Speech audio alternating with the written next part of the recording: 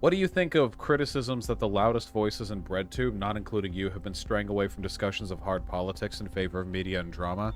Yeah, more people listen to media and drama. This is the hard fact, unfortunately. And it's that liberals, not leftists, but liberals, remember, there are like 1,000 times as many of them as there are of us, are just not that interested in non-stop, explicit political messaging. You can give them, like, media critiques that are politically minded, like, they're into that, you know? But explicit, consistent political outrage doesn't motivate them as hard as it does conservatives. So, if you want to maintain an audience, you have to be able to dip into, well, more cultural and drama stuff. Now, in my opinion, this is fine and dandy. Whatever gets views gets attention. And if you can get attention on, like, drama stuff in the right way, you can conceivably do a lot of good, you know? Like, mountains quake when gaming YouTubers make a call-out video that gets 2.5 million views on how a person who they play Counter-Strike with has racist Discord logs. And it's all framed through drama, but the underlying message is racism is bad and should be socially shunned, which is a good message, I think. You know? That's going to get way more attention than any, like, explicit critique of racism ever will. And that sucks, don't get me wrong.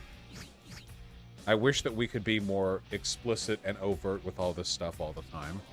But it just doesn't... You know? Are social democrats the same thing as liberals? Social democrats are liberals, but not all liberals are social democrats. Social democrats are about as based as liberals gets, and I think they're generally pretty great allies.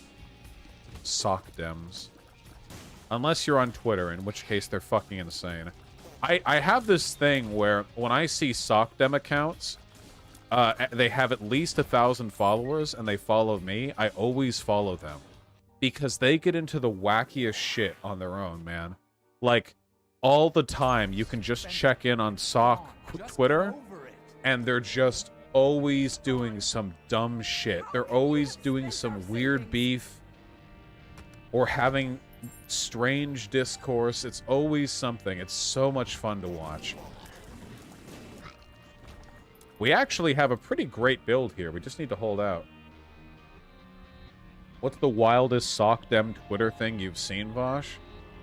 I feel like I shouldn't give any name to this, because I don't want to, like, shine a light on the dirty, fetid corners of this stupid shit, but...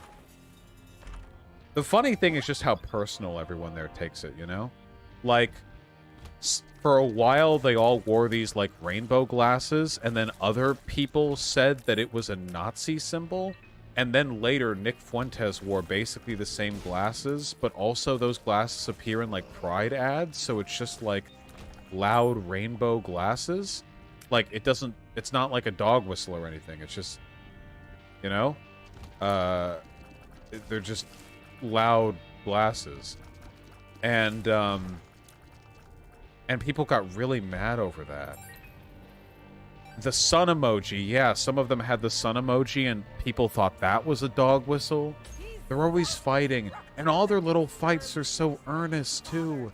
They get like 150 likes and they're these big call-out posts, and it's like, this is ridiculous. I can't believe you guys follow this or that. And it's like all being taken so seriously.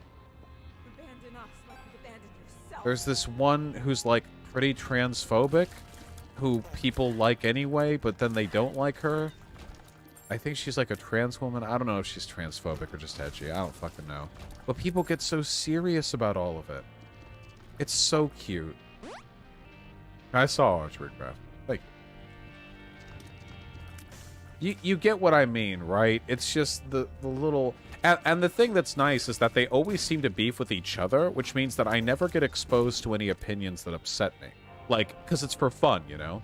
if I want to see, like, for me, it's like watching Pikmin fight, you know? Like, oh, they're so little, haha. But, like, if they were fighting with Nazis or whatever all the time, then it'd be like, oh, you know, they're beefing with this person's like, kill all gays or whatever. And, like, okay, now it's not as fun. Now it's serious, whatever. But when they're beefing with each other, it's just this constant, delightful avalanche of goofy dumb shit. You get what I mean, right? And of course, SocDems like me because they don't realize that I'm serious about the revolutionary action thing. I say it time and time again that the reason we should make ourselves numerous and bolster ourselves politically is because one day the bourgeois or the fascists will try to take everything from us, and we need to be ready. And only through that action will we be able to achieve our goals. And I think they don't believe me. You know? Yeah, like the pro-gun segment where the SocDems got all mad. Dude, that was so annoying. Are they even American? I wonder what time I'm gonna stream tomorrow. I should stream more. I've just been feeling a little out of it. Maybe getting ADHD meds really will help. I probably should stream tomorrow morning. How many of them are Russian puppet accounts? None of them. They're all progressive and genuinely left-leaning. If they were Russian puppet accounts, they would call themselves, like, true heirs to Marx's left, but then they would exclusively support people on the right, express reactionary politics, and defend billionaires. Do you think it's the start of burnout? No, this is the middle to end of burnout, actually. There are cycles. Every once in a while, you get a burnout cycle, and you chill for a bit, and then things go back to normal. It's fine. That's how it is with everything in life. Writing, drawing, even relationships with people you love have these cycles. There's nothing wrong with it. The only problem is, of course, since my job is, well, I'm a public figure, you know, people worry.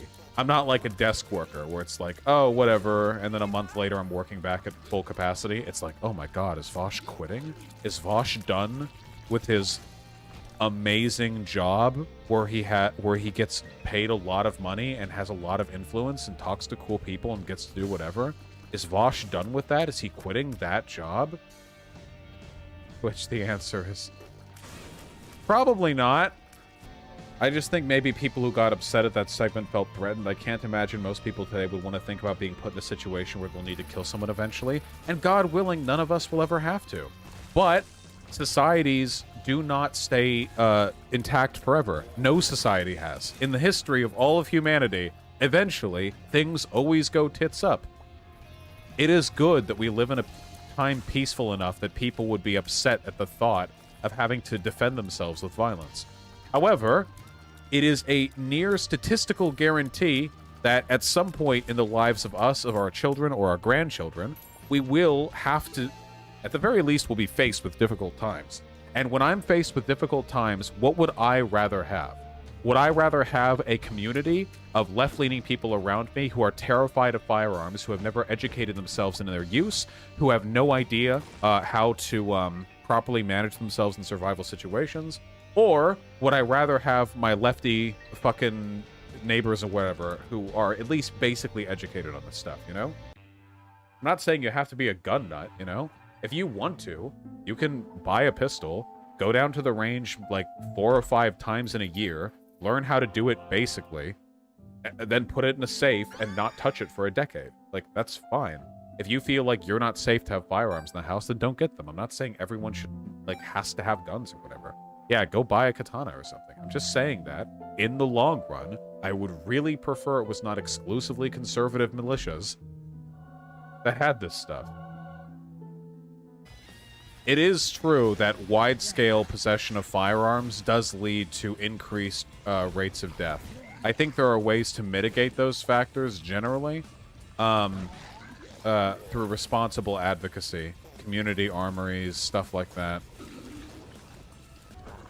There are also things that you can do. Like, with the suicide stuff, it's usually like a heat of the moment, like, you know, you're super depressed and guns are very effective at killing people, more so than basically anything else you can do to kill yourself.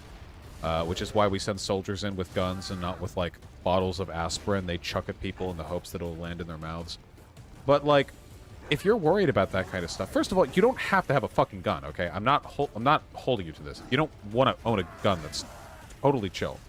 But if you do, and you want to manage it safely, then you can entrust the gun at a friend's house. You can entrust it to a friend or a family member, maybe one who already owns guns, you know? If society ever destabilizes in any way, you can just be like, hey, got an extra? And they do, because you gave it to them. You can do that. If you want to keep it, like, on hand, like, you could put it in storage if you wanted to. You could... there we go. You could keep a safe in your house, but only give the code to that safe to a friend. That's something that sometimes people do for other types of stuff, you know? Like, addiction or whatever. Like, I have this on house because I have to, but I can't use it on my own. You're going to have to give me the code or whatever. I'm just, like, again, you don't have to have a gun if you don't want to. I'm just saying. But if you're on the fence about it, there are things you can do to... I've been told that concealed carry and open carry licenses are super racist, too. I can't speak to that specifically.